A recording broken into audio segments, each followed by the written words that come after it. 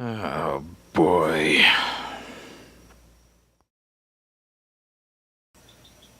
So now, as I promised, in this part, we talk about the uglier or the darker side of this trip.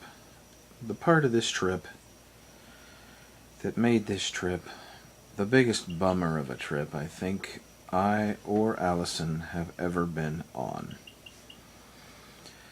Well, here's how it started. We got started that day loading the truck, and we knew because we had grocery shopped and everything. Okay, let me put it this way. The first thing that had to be put on that U-Haul trailer was the deep freeze. What was in the deep freeze? The food that we had shopped for. We do our shopping like a month, for an entire month. We do our shopping at that time, and everything had to be put in the deep freeze. The stuff that had to be carried with us. So when the packing began, all of that stuff had to come out of the deep freeze and into a cooler. So once that began, when that deep freeze was unplugged, and it was the first thing to have to be loaded on the trailer because it was the heaviest object. You have to always balance a trailer with the heaviest forward. 60-40 load. 60% of the weight has to be on the front, ahead of the tire, and no more than 40% toward the back. I mean, it's printed right on the side of the thing. Anyway, so we started loading, and we knew at that instant it was a one-way trip from that point because there's no way that we could stop. That food at that instant went into the cooler with a little bit of ice, and the melting began. So we had to get that food home in a certain number of hours, get the deep freeze plugged back in, and get the food back into the deep freeze. Okay, so anyway, she heads on. This is Allison's mother, heads on, and we tell her, well, we'll catch up with you when we get the packing done. It may take us a little while. We may be a little later than we expect, but, we hope to get out of here by 7 or 8 o'clock, And you can't drive fast with these trailers. I think it's like 55 is what they're rated at or something like that. Anyway, beside the point. Oh, it's part of the point, but... So we get everything finally packed. Our time was added to in that Allison's grandmother wanted us to cook dinner. And she went out and she sprung for this huge lasagna thing. And the cook time on this thing is one of those family-sized lasagna in the big tin, I don't know if you call it a roast dish or what, or casserole. It's a throwaway thing. But anyway, the cook time on it was like an hour and 55 minutes. That's how long it had to cook. So we put it in the oven and we start cooking it. And there was just no way it was going to be ready in time, for all of us to have dinner together. So Allison heated up a different meal, or made a different meal, and we ate while this thing cooked. And when it was done, she packaged it up in little, what do you call them, Gladware tubs. And it was 6 meals. It made 6 meals, amazingly. Huge lasagna. Put it in the ice box. And we just get back to packing. We get the last of everything, and I mean that truck was packed. I was on my feet all day packing that stuff. The fridge was pretty tough to load. I mean, the freezer, But that couch, dadgum, near killed us, It's pretty bad. We got it, and Allison helped me to load it, and she helped with a lot of other things. And she pulled all the muscles in her shoulders. She could barely even drive the car the next day, just trying to steer it. But anyway, she was in a lot of pain. And I was in a lot of pain. Because like I said, I had been packing all day. I didn't stop. I stayed on my feet. Anything I found In the meantime, while they were sorting things out, any little thing, any big thing that was free to pack, I packed it. So I didn't sit down. So we take the long drive to Huntsville from Houston. We're already getting out late. We're in the traffic. And we get up to her house. Now she's expecting us. She knows we're coming. The light's on. But all the lights in the house, I think we arrived at like 10:37. So we were like an hour and 30 minutes late. But that's to be expected with all the things that were going on, It wasn't like we were a day late or 3 or 4 hours late. We were an hour and 30 minutes late, and we told her that we might be late, and she's supposed to be expecting us anyway. So we get there, and we pull up, and I'm sitting in the truck, and Allison goes up to the door and knocks on the door, and the lights in the house come on, and she comes out, in her nightgown. She obviously had gone to sleep. An hour and 30 minutes have gone by since the expected time and the time of arrival, And most people would be happy to get the stuff. We went through all the trouble of packing that truck and damn near killing ourselves to get that loaded. And she launches into this tirade. And I can remember very clearly, how dare you show up an hour and blah blah blah late. I have to go to work tomorrow and I have to sleep. And then the cussing began. And I'm sitting there, hey, why are you attacking her? And Allison apologizes. Says, hey, I'm sorry, things were beyond our control. We had problems getting out. And she just continues to attack, and it just gets worse and worse and worse. And finally, she's attacking my wife. I don't care if she's her daughter. This is bullshit. So I yell at her to stop, I yell at her to stop, and I'm like, man, we could not do this any sooner. And she yells at me to shut up and starts cussing me out and cussing her out. And I wasn't going to have it. And the yelling match was on. And we hurled curse words and everything back and forth. I've never been so mad in my life. I crawled out of that truck ready to unload, and I began unloading. Here's the thing. If she hadn't have been such a shit and just let us unload, we said, we'll just unload. You can go back to bed. In 30 minutes we'll be done. We'll lock up and we'll leave, And that wouldn't have been, because there was only maybe 4 articles there, if that many things on that trailer that were to go to her house. They would have been offloaded in 30 to 45 minutes and we would have been gone. So she's like, well, why don't you spend the night? Well, we couldn't spend the night. Our food's melting. There's nowhere to put it. There's a whole cooler full of it, which was basically a whole deep freeze full of it, And we literally couldn't stop. The clock was ticking on our food, so we had to go on. And I think that's one of the things that pissed her off. Was, how dare us, pass up on this, quote-unquote offer of hospitality. It wouldn't have mattered. We couldn't stop. We had to go. The food would have been unhealthy to eat if it had melted fully. So she gets really, really pissed off. And the last thing, now, I'm legally blind and vision impaired, so yes, I do get a small amount of assistance, but I am by far not a bum. I do what I can to augment that. Though I receive assistance, I still, when I find an odd job or work in places, I go and I do it. I maintain my household. I keep the bills paid. And that little measly thing that they send off from wherever it comes, that is a tiny fraction of what it takes to maintain this place.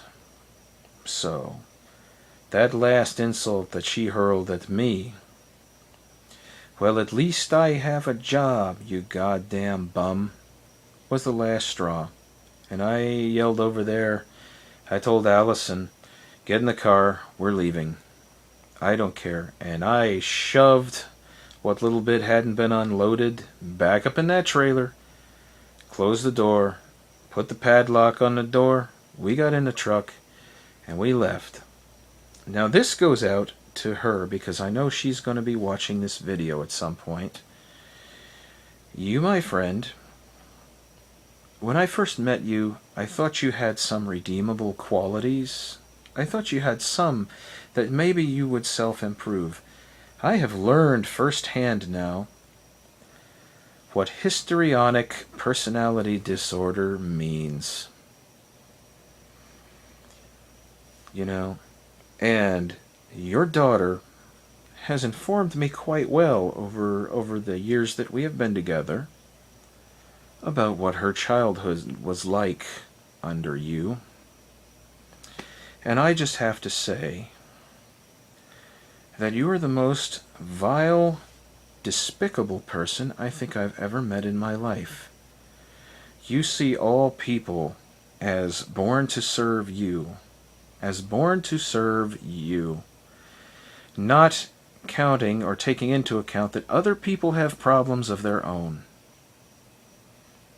You know, you're not the only one that the sun shines for, dear Queen.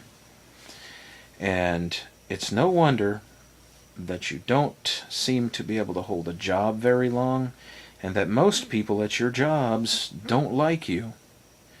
Because if people don't kiss your ass just the right way, it's hell to pay. This was the second and last time you will ever snake bite me. We do not seek communication with you.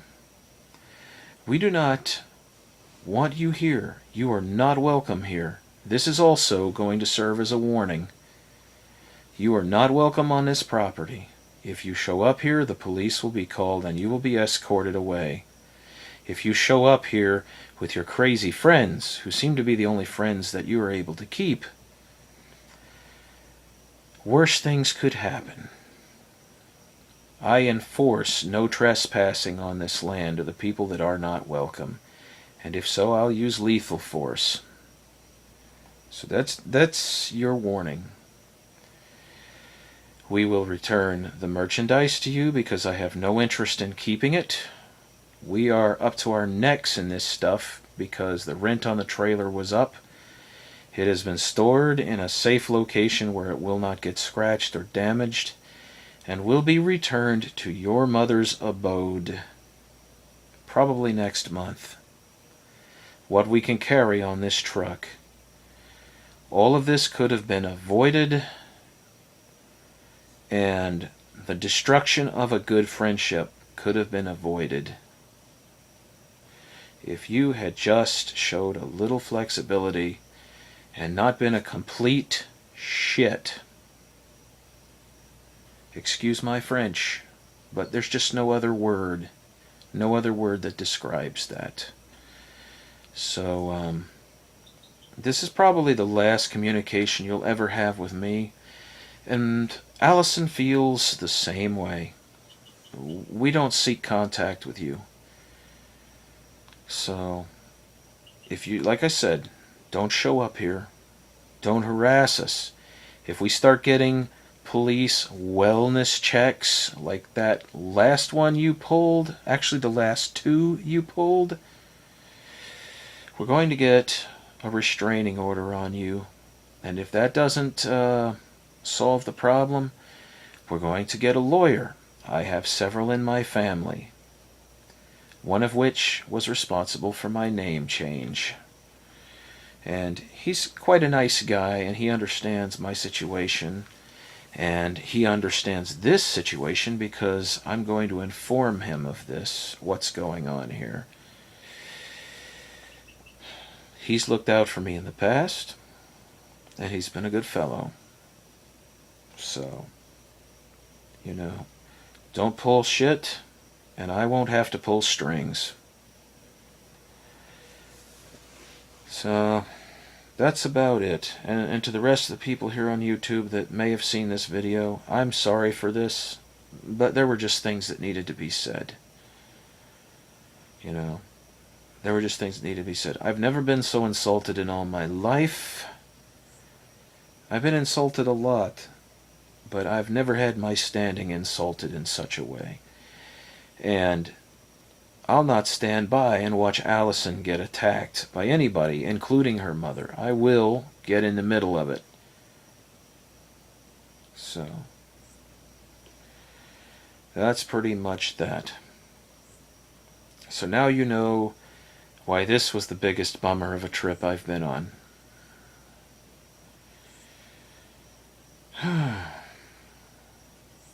And now that that's off my chest, we get on with our lives. We continue filming video. It is a vlog after all. And my good friends here, I'm glad you guys are here. And I just thought that, this is a major thing that happened. So yeah, it's on YouTube. Some people may say I'm complaining or whatever. But it was a major thing that happened. Oh, and get this. After all of this happened, we get home. 2 days later, we get an email. When are you going to have my food ready? And when are you going to bring my merchandise, my possessions? Fuck you. Fuck you. You know what? It's like I said, we're going to bring that stuff. You're going to get your stuff. It really isn't your stuff because you ran us off because, before you could even take custody of it. So, in reality, it's still your mother's stuff. And that's where it's going. And you can talk to her about it. I don't want it in this house because it's tainted as far as I'm concerned. And you're going to make a problem over it. And I don't need these problems. So, away it goes. That's why I don't like anything concerning inheritance or anything concerning the passing on of things, because people fight over shit like little children. They revert to little 13-year-old and 10 and 8-year-old children, and they fight over things.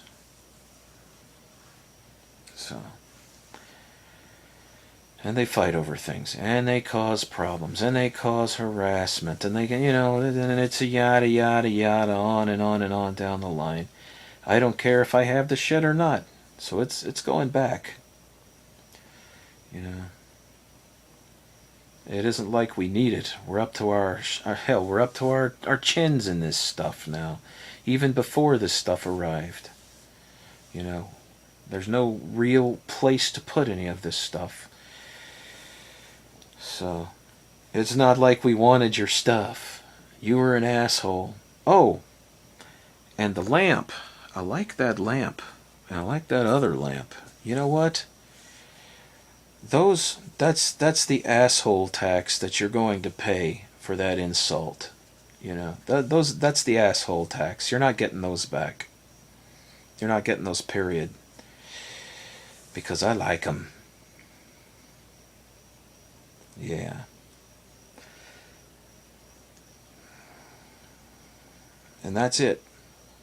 Thank you for watching YouTube. I had to get it off my chest. It's like I said. Now it's done. We not speak of it ever again. A place for everything and everything in its place. And this has been put in its cubbyhole. Take care. Thanks for watching.